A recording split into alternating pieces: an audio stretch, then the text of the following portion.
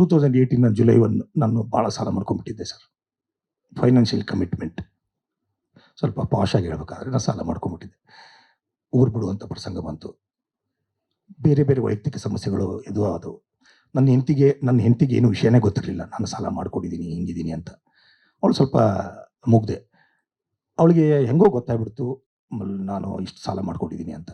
More than 8 crores ನಾನು ಸಾಲ ಮಾಡಿದ್ದು. ಗೊತ್ತಾದ ತಕ್ಷಣ ಅವಳು, ಇಲ್ಲ ರೀ, ನಾವು ಮಧ್ಯಮ ವರ್ಗದವರು ಇಷ್ಟು ಸಾಲ ನಾವು ತೀರ್ಸೋಕ್ಕಾಗಲ್ಲ, ಬೇಡ, ನಾವು ಎಲ್ಲೇ ಊರ ಕಡೆ ಹೋಗ್ಬಿಟ್ರೆ ನಮ್ಮ ಮರ್ಯಾದೆ ಹೋಗ್ಬಿಡುತ್ತೆ, ನಾವು ತೀರ್ಕೊಂಡ್ಬಿಡೋಣ, ನಾವು ನಮ್ಮ ಜೀವನನ ಕೊನೆ ಮಾಡ್ಕೊಂಬಿಡೋಣ, ಸಾಯೋಣ ಅಂತ ಅವಳು ಹಠ ಹಿಡಿದ್ಲು. ಸಾಯಕ್ಕೆ ಧೈರ್ಯ ಬೇಕಲ್ವ ಸರ್? ನನಗೆ ಧೈರ್ಯ ಇರಲಿಲ್ಲ ಸರ್, ಧೈರ್ಯ ಇರಲಿಲ್ಲ.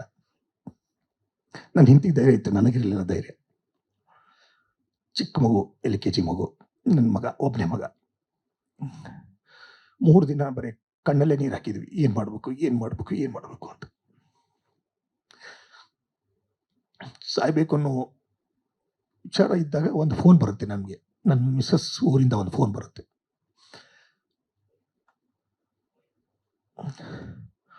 ಇಲ್ಲ, ನಮ್ಮ ಮಿಸ್ಸಸ್ ತಮ್ಮ, ನಮ್ಮ ಬಾಮೈದ, ನಮ್ಮ ಮಾವನ ಫೋನ್ ಬರುತ್ತೆ, ನಮ್ಮ ಮಿಸ್ಸಸ್ ತಂದೆಯವ್ರದ್ದು. ಅರ್ಜೆಂಟ್ ಮದುವೆ ಫಿಕ್ಸ್ ಆಗಿಬಿಟ್ಟಿದೆ ನಿಮ್ಮ ತಮ್ಮಂದು, ಬಂದ್ಬೇಕು ಅಂತ ನನ್ನ ಹೆಂಡತಿಗೆ ಫೋನ್ ಮಾಡ್ತಾರೆ ನಮ್ಮ ಮಾವ.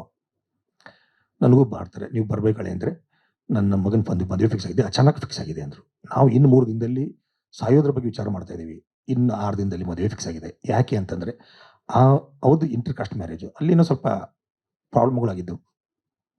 6 ದಿನದಲ್ಲೇ ಮದುವೆ ಮಾಡುವಂಥ ಪ್ರಸಂಗ. ನನಗೂ ಶಾಕ್ ಅದು, ಆ ನ್ಯೂಸ್ ನೋಡಿದ್ರೆ ಶಾಕು.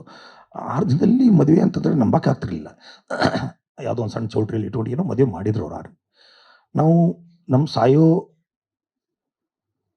ಪ್ರೋಗ್ರಾಮ್ನ ಪೋಸ್ಟ್ಪೋನ್ ಮಾಡಿದ್ವಿ. 6 ದಿನ ಆದಮೇಲೆ ಸಾಯೋಣ, ಯಾಕಂದರೆ ಈಗ ಏನಾದರೂ ತೀರ್ಕೊಂಡ್ಬಿಟ್ರೆ ಅವನ ಮದುವೆ ನಿಲ್ಲತ್ತೆ. ಪಾಪ ಅವ್ರದ್ದು ಏನೋ ಇಂಟರ್ ಕಾಸ್ಟ್ ಮ್ಯಾರೇಜು, ಆ ಹುಡುಗಿದು ಏನೋ ಬಂದುಬಿಟ್ಟಿದ್ದಾರೆ ಇವ್ರು ನಂಬಿ. ಬೇಡ, ಇದಕ್ಕೆ ತೊಂದರೆ ಕೊಡೋದು ಬೇಡ ಅನ್ನೋ ಒಂದೇ ಒಂದು ರೀಸನ್ಗೋಸ್ಕರ ನಾವು ಸ್ವಲ್ಪ ಪೋಸ್ಟ್ಪೋನ್ ಮಾಡಿದ್ವಿ. ಮದುವೆಗೆ ಹೋದ್ವಿ.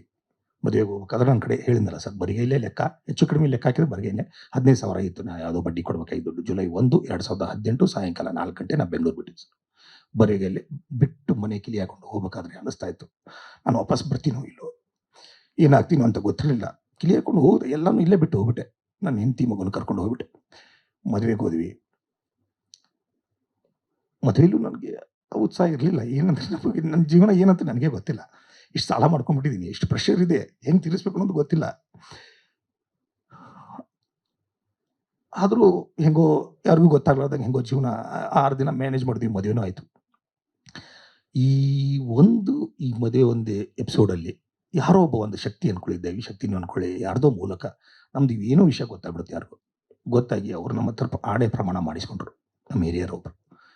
ಇಲ್ಲ, ನೀವು ತಪ್ಪು ಮಾಡ್ತಾ ಇದ್ದೀರಾ, ಸಾಯೋದ್ರದ್ದು ಇಂಪಾರ್ಟೆಂಟ್ ಅಲ್ಲ, ಸಾಯೋದ್ರಿಂದ ಏನೋ ಸಿಗೋದು. ನನಗೂ ಗೊತ್ತು, ನಾನು ಸಾಯಕ್ಕೆ ನನಗೆ ಇಷ್ಟ ಇರಲಿಲ್ಲ. ನನ್ನ ಹೆಂಡತಿ ಹಠ ಹಂಗಿತ್ತು, ಸಾಯೋಣ ರೀ, ಬೇಡ ರೀ, ನಾವು ಬದುಕೋಕ್ಕಾಗಲ್ಲ ರೀ, ಮುಖ ತೋರ್ಸೋಕ್ಕಾಗಲ್ಲ ರೀ ಅಂತ. ಬಟ್ ಏನು ಮಾಡೋದು, ಈಗ ಅವಳನ್ನೂ ಬಿಡೋಕ್ಕಾಗಲ್ಲ, ಹೆಂಡತಿನೂ ಬಿಡೋಕ್ಕಾಗಲ್ಲ. ಇತ್ಲಾಗೆ ನನ್ನ ಪರಿಸ್ಥಿತಿ ಬೇರೆ ಹಿಂಗಿದೆ. ಅವಳು ನೀವು ಸಾಯಿಲ್ಲ ನಾ ಸಾಯ್ತೀನಿ ಅಂತಿದ್ದಾಳೆ. ಏನು ಮಾಡಲಿ, ಬೇಡ, ಹಂಗಂದ್ರೆ ನಾನು ಮಾಡಿರೋ ತಪ್ಪಿಗೆ ನಾವು ಒಬ್ಬಳೇ ಯಾಕೆ ಸಾಯಬೇಕು, ಈಗ ಇಬ್ಬರು ಕೂಡ ಸಾಯೋಣ ಅನ್ನೋ ಅರ್ಥದಲ್ಲಿ ಇದ್ವಿ ನಾವು ಅಷ್ಟೇ.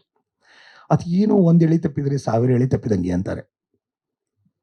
ಯಾವುದೋ ಒಂದು ಶಕ್ತಿ ಮೂಲಕ ಅದು ತಪ್ಪಿತು, ನಾವು ಸಾಯಲಿಲ್ಲ ಸರ್. ನನ್ನ ಹೆಂಡತಿನೇ ಮನಸ್ಸು ಚೇಂಜ್ ಮಾಡಿದ್ಲು, ನನಗೆ ಮನಸ್ಸಿರಲಿಲ್ಲ.